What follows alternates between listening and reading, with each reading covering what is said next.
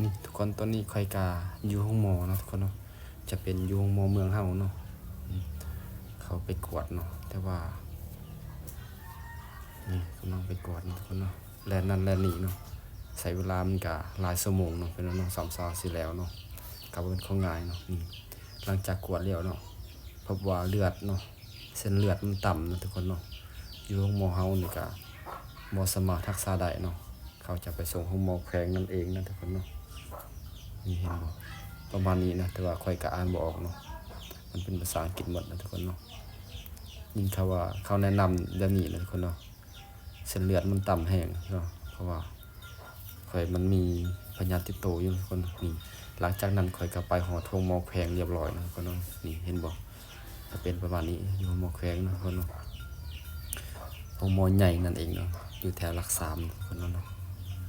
มากับภรรยาทุกคนตอนนี้ก็มาหอดประมาณ12 โมงเนาะเขาขึ้นการใน1 โมงครึ่งเนาะแต่ว่าเขามาแต่บ้านเพราะมันไกลเนาะเขาก็ต้องมาก่อนทุกคนเนาะถ้ามา3 โมง 4 โมงนี่ยังบ่ทันเนาะนี่เห็นบ่ผมมอใหญ่แผลตะปือนะพี่น้องเขาก็ได้ถ่ายให้เบิ่งก่อนพี่น้องนี่เห็นบ่ทุกคนประมาณนี้เนาะแต่ว่านี่ก็หอด1 โมงเนาะคนประมาณ1 โมงเลยเนาะแต่ว่าคนก็เข้าบ่ทันมาเนาะเพราะว่าเขาขึ้นการกะ1 โมงครึ่งนั่นเองเนาะค่อยกะท่าเนาะซ้ำๆที่ท่าก็ต้อง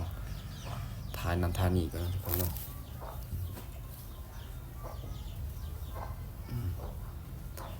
ความเมื่อยเนาะมาแต่ไกลเนาะพี่น้องนี่ก็จะเป็นภรรยาเนาะแบบหาปึ่มหายังเนาะมันลืมไปทุกคนพอก่อนสิกวดเราต้องมีปึ่มใบสมุนไพรเนาะแล้วก็ใบยังเนาะต่างๆเนาะมาแต่ห้องหมอเนาะน้ำส่งนั่นเองเนาะนี่มากับรถจักรนั่นเองเนาะใส่น้ำมันกาเพราะว่ามันแพงเนาะตุกนึงเนาะตุกน้ำสะอาดแล้วก็100,000เนาะตุกเนาะเพราะว่าช่วงนี้น้ำมันก็แพงทุกคนเนาะมาก็แอกเพราะว่าบ่ทันเขาทันขึ้นการเนาะอุกใจเลยเพราะว่ายานว่าเงินบ่พอเนาะทุกคนเนาะเพราะว่าเขาต้องรักษานี่มันใส่เงินหลายเนาะทุกคนเนาะแต่ว่าเขาเงินบ่มีเนาะ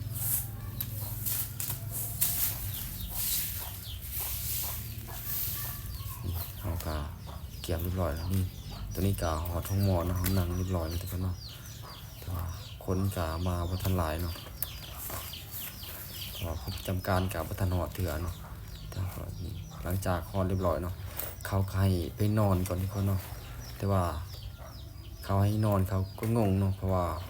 ตอนเขาเขียนใบน้ำส่งเนาะข่อยก็บ่ได้นอนนะทุกคนเนาะแต่ว่าเขาก็เข้าใจผิดนั่นเองเนาะใจผิดนั่นทุกคนเนาะนี่หลังจากข่อยกวดเรียบร้อยนะทุกคนเนาะเฮ็ดบ่เจาะเรียบร้อยนะทุกคนเนาะว่าการมีแต่เขาวางยาเนาะให้กินยาเนาะพี่น้องเนาะกินยามื้อชุดนึงให้10 เม็ดเนาะคนให้บ่ยานะประมาณนี้เนาะเนาะเห็นบ่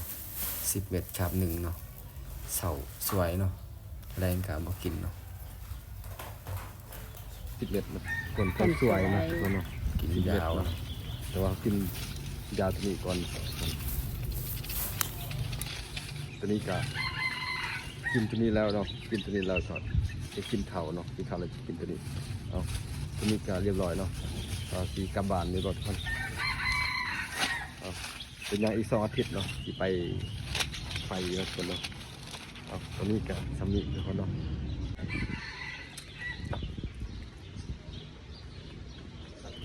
มาสกัดตัวใส่เสื้อเรียบร้อยนะคนเนาะมันแดดมันอากาศมันร้อนหน่อยก็เลยใส่หมวกทุกน้ำทุกตานะครับนี่ขาดใส่ทุกหมดทุบมันเองนะ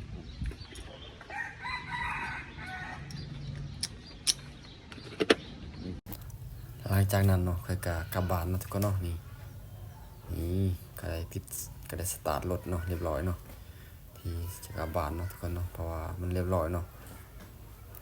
แต่ว่าอุกใจนะว่าเงินกะดีแต่ว่าใช้เงินบ่หลายเนาะทุกคนเนาะประมาณ2-3 แสนนี่แหละก็ดีใจแล้วนี่นะตัวนี้กะออกไปเนาะเมื่อบ้านนะทางเมื่อบ้านเฮาเนาะทุกคนขี่รถก็คอยเนาะเพราะว่ายานเนาะสติเพราะว่าเฮา ก็เจ็บแน่นะทุกคนเนาะ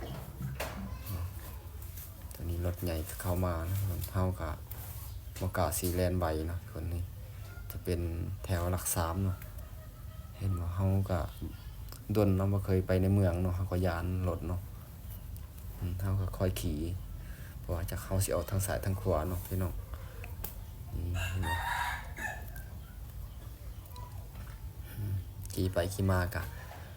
พอดีพากันไปกินข้าวเปียกนะทุกคนเนาะเพราะว่าซ้ำซาสิฮอดนั่นก็ใช้เวลาดนอีหลีแล้วคิวเขาเนาะพอดีเห็นว่ามา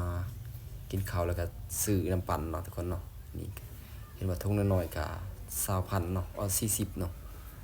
40พอดี2แล้วก็80แล้วทุกคนนะสั่งถ้วยเนาะโอ้ยสั่งเฟอเนาะทุกคนเนาะที่เรียกว่าสั่งข้าวเปียกเนาะสั่งเฟอก็ถ้วยหนึ่งก็40,000เนาะ2ถ้วยเนาะ2คนก็80,000นั่นเองก็แซ่บอยู่เนาะแต่ว่าเฮาก็บ่จักหารกันเนาะ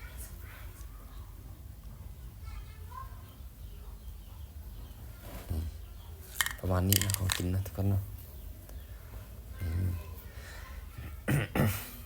โคตรแซ่บเลยแหละ